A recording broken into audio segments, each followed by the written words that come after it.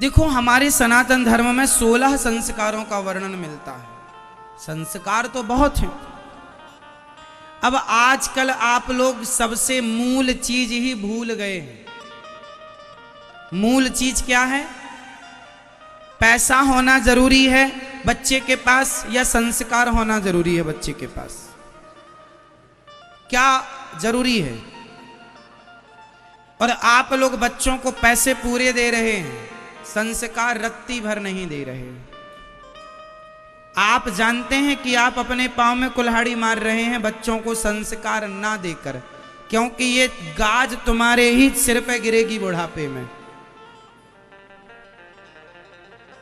जब तुम्हारी औलादें तुम्हारी सेवा नहीं करेंगी तब तुम ही रोओगे। इसलिए सेवा करें, इसलिए संस्कार दो। बड़ों की इज्जत करें, बड़ों का आदर करें, इसलिए संस्कार दो। आजकल संस्कारहीन व्यक्ति बढ़ते जा रहे हैं।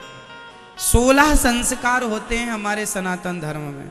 आपको यही नहीं पता कि पहला क्या है। तो सोचो, नींव ही कमजोर है तो इमारत कितने दिन टिकेगी? पहला संस्कार है गर्भाधान संस्कार। गर्भाधान मीन्स जब स्त्री गर्भवती होती है, पता चल जाए कि आप गर्भवती हैं, तब उस महिला को क्या करना चाहिए? जब ये पता चल जाए कि स्त्री गर्भवती है तो क्या करना चाहिए? उस समय पति पत्नी दोनों को ज्यादा से ज्यादा भगवान की पूजा, गीता, रामायण पढ़ो। आप अच्छी संगति करो, अच्छी बातें करो, आध्यात्मिक बातें करो, जिससे आपके गर्भ में पल रहे बच्चे पर आपके द्वारा संस्कार जाएं। आप कहते हैं ना, कोई पेट से सीख कर नहीं आता, ये गलत है। कुछ चीजें पेट से आती हैं, आप माने ना माने, मैं सिद्ध करके बता दूंगा, वो भी साइंटिफिक। कुछ चीजें पेट से आती हैं, बताओ क्या? बताओ पेट से क्या आती हैं? फॉर एग्जाम्पल, कुछ बीमारियां, जैसे ब्लड प्रेशर की बीमारी यदि माँ बाप को थी तो वह बच्चे में रहेगी। शुगर की बीमारी बाप को थी तो बच्चे में रहेगी। बोलो हाँ या ना? ऐसा हम नहीं कह रहे हैं, डॉक्टर कहते हैं। मैया सही है? समझिएगा, कुछ बीमारियां ऐसी होती हैं जो पीढ़ी दर पीढ़ी बाप दादों से चलती हैं। हाँ या ना? जब बीमारियां पीढ़ी दर पीढ़ी चल सकती हैं तो संस्कार पीढ़ी दर पीढ़ी क्यों नहीं चल सकते? आपने बीमारियों को तो तवज्जो दे दी, महत्व दे दिया, संस्कारों को नहीं दिया, इसलिए संस्कार छूट गए। इसलिए जब गर्भ प्रहलाद जी ने कहाँ सीखा था भक्ति करना? माँ के पेट में। एक महाभारत में आपने चर्चा सुनी होगी अभिमन्यु की। अभिमन्यु ने चक्रव्यूह में जाना माँ के पेट में ही सीख लिया था। बोलो हाँ। आप लोग कहते हैं पेट से थोड़ी सीख। अरे जब पेट में गर्भवती स्त्री को ज्यादा से ज्यादा अच्छी बात, तुम चुगली करोगी और तुम्हारे पेट में बच्चा है तो तुम्हारा बेटा भी एक नंबर का चुगलखोर होगा। लिखवा लो हमसे स्टाम्प पे। तुम चुगली करती हो, तुम्हारा भी छोरा एक नंबर का चुगलखोर होगा। तुम झूठ बोलती हो ना, तुम्हारा बेटा भी एक नंबर का झूठा होगा।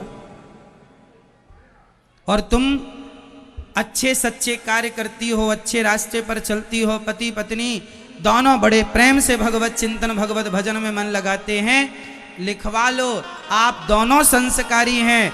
आप दोनों के घर में अच्छा भक्ति भाव, अच्छा पॉजिटिव वातावरण है, उसका पूरा प्रभाव आपके बच्चे पर पड़ेगा पड़ेगा पड़ेगा।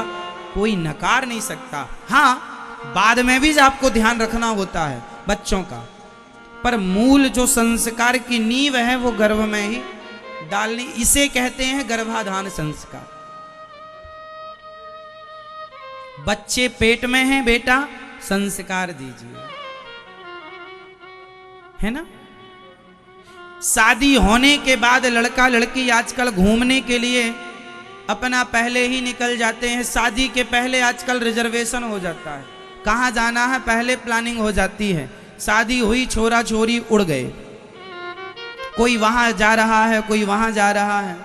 अरे भाई, शादी हुए तो सबसे पहले दुल्हा दुल्हन को, पति पत्नी को पहले भगवान का दर्शन करना, बिहारी जी का दर्शन कर लो, परिक्रमा लगा लो गोवर्धन जी की, वृंदावन जी की, और भागवत सुनो, कथा सुन के अपने जीवन की शुरुआत करेंगे, गृहस्थी की शुरुआत करेंगे, तो आपकी गृहस्थी बहुत सुखी रहेगी, आप दोनों जीवन भर प्रसन्न रहेंगे। अब आप लोग जाते हैं, भारत के लोग विदेश जाते हैं, कुछ लोग पत्नी को लेकर के, तो विदेश जाके क्या सीखते हो वहां? वहां तो लोग ऐसे रहते हैं लगभग कम से कम कपड़े पहनकर। तो ये अश्लीलता देखने तुम विदेश जा रहे हो। आजकल लोग विदेश क्यों जाते हैं? विदेश क्यों जाते हैं? गोवा क्यों जाते हैं? वहां कोई सत्संग करने जाते हैं? अश्लीलता देखने और अश्लील बनने। तुम्हारी पत्नी जो घर में कभी पूरे कपड़े पहन के रहती थी, वो भी यदि विदेश चली जाए तो वहां की मैडमों को देख के वो भी जरा से कपड़े में घूमती है, वो चश्मा लगा करके, हाँ हम बड़े स्मार्ट। तो क्या ये समझदारी है आपकी कि आप निर्वस्त्र होकर घूमें? इससे आप ये दिखाना चाहते हैं कि हम एजुकेटेड हैं, पढ़े लिखे? ये शिक्षा है। शिक्षा का यह स्तर, यदि नंगे होके घूमना है तो धिक्कार है ऐसी शिक्षा को। शिक्षा के नाम पर यदि आप अश्लील हो रहे हैं तो तुमसे लाख गुना अच्छा वो अनपढ़ है, वो अनपढ़ स्त्री है जो अपने शरीर को ढक कर रखती है।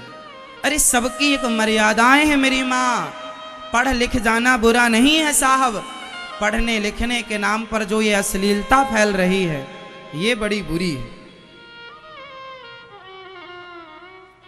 बहुत बुरी है। शायद आप में से कुछ लोगों को अच्छी लगती भी हो, पर हमें तो बिल्कुल नहीं भाती है।